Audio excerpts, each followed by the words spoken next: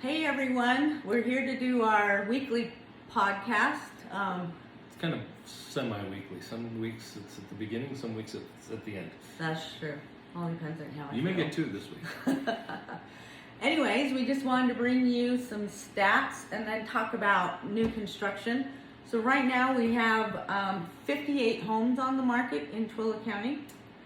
27 of those are new construction. And we currently have 254 homes under contract. And a lot of those are build jobs. So the market is still great. We need listings. And obviously with 254 under contract, there's still buyers out there. To put those numbers into context, statewide we're at just under 2,000 homes currently active. That's about 25% of what it was in 2018. It's been, obviously COVID had its issues in 20 and 21. Perhaps that's the issue now as well. But the fact is we're not going to maintain those under contracts if we don't get some more product to sell. And that's true. So give us a call. Just wanted to take a second and talk a little bit about new construction. We get asked all the time.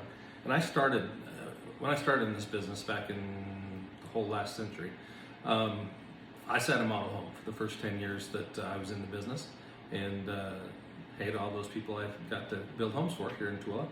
I was constantly asked, do I need my own agent? And the answer then was a tough one for me because I was fresh out of real estate school and had learned about the code of ethics and fiduciary duties and things like that. And the fact of the matter is, as the seller's agent, that's where my loyalty had to lie. I owed fairness and all that good stuff to every buyer that walked through the door.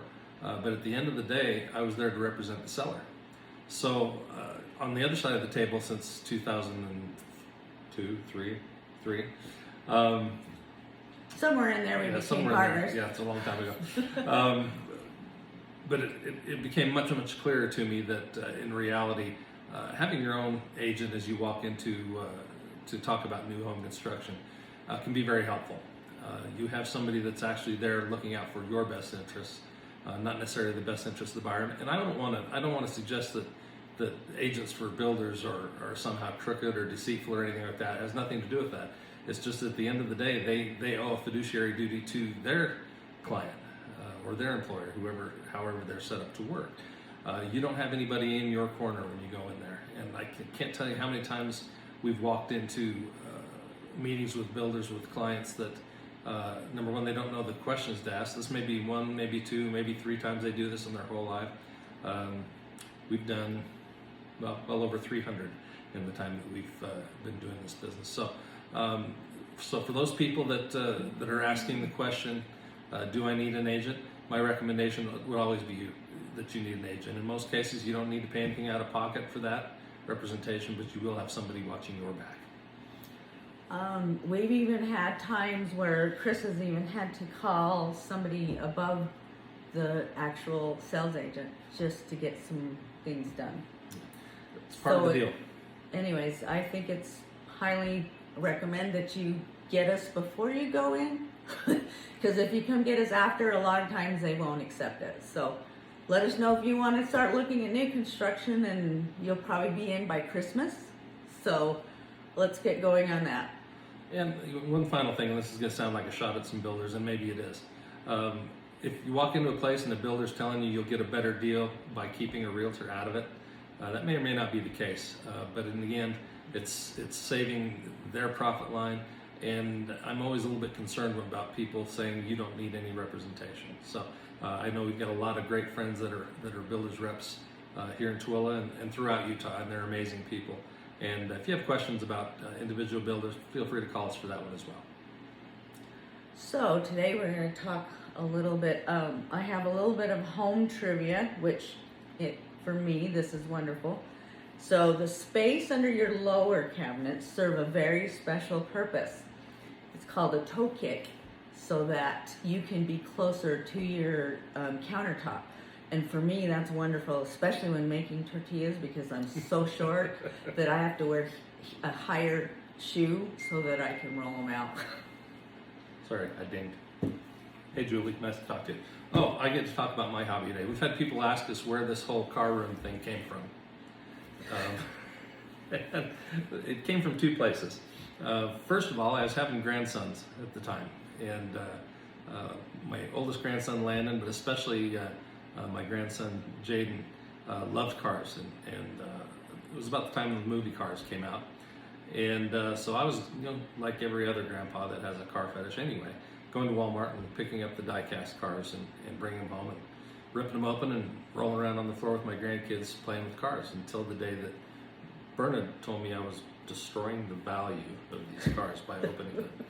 And so all of a sudden I was buying two of them, one to keep in the package and one to destroy the value. The second part of that, and I just we'll show you this wall one of these days, the one off to our left here. But the second part of it is the stuff that you see here in front of us and behind Bernard's shoulder. In 2009, I was elected to represent our state as the president of the Utah Association of Realtors. And I had an office in the Realtor building that I got to decorate.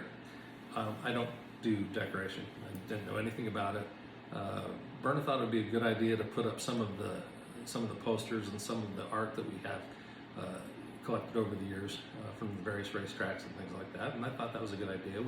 We framed some of the art and still have it in this room. We'll walk you around this room one of these days. But I walked in one day and found this car on my desk, and a very dear friend of me, Chris Nichols, had set that on the desk and said I needed to have that in my office because he knew my affinity for Porsches. He knew that I'd grown up in the back seat of one of these things, as my Uncle Mike used to drive me to basketball practice and to school in the old days. And he found this somewhere, and that's where it started, and it's kind of ballooned. I've got a dozen or so of these, which are 1/18 scale. The cars that my grandsons and I have been collecting over the years, we're up over almost 500 of those on this wall to the left. So people wanting to know why I'm so goofy about cars and where this came from, this is where it came from. Two very distinct events, both brought to me by very dear people, including this one, who incidentally, it's her birthday today. This is what 56 looks like. She did 20 minutes running on the treadmill this morning. She's 40. 50. I'm sorry. I passed out after the 20. I got tired of watching you. I got 40 minutes in today. Anyway, that's kind of what we have for you today. We will probably come back to you on Friday afternoon because Friday is Realtor Day on the Hill. Traditionally, the Utah Association of Realtors event attracts between 400 and 500 realtors gathering together and talking about all things property rights, representing your rights, representing our rights, representing the public, and how land use is done in this state. So we'll be doing that on Friday. There'll be a few of us that get an opportunity to go up and have some lunch on the Hill with our legislators, so we're looking forward to that. And what else? Is that it? That's it. Hope you have a fantastic week. Remember, intentional positivity. That's our motto for this year. And yes, I'm wearing red because it matched the car. It's also her second favorite color. It's her birthday. So, happy birthday. Thank you. Love you. Love you.